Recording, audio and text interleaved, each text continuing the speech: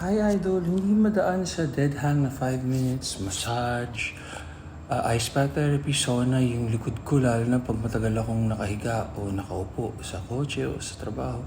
So ito yung tinatawag nilang cobra pose sa yoga or sa stretching. Pag hindi mo siya kagad kaya, pag stiff, huwag mong pilitin. Ganito lang muna. Tapos pag kaya mo, ganyan. Tapos pag kaya mo na, inhale, exhale. Yan. Tapos pag kaya mo na to, hold mo na 5 minutes. Kung hindi, baba ka ulit, tapos ganyan lang.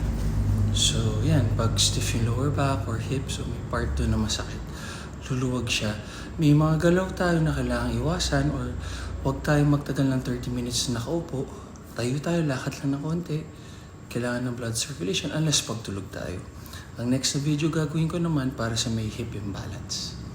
God bless. Tama kayo. Muli ako na si Dr. Duo. Happy, happy.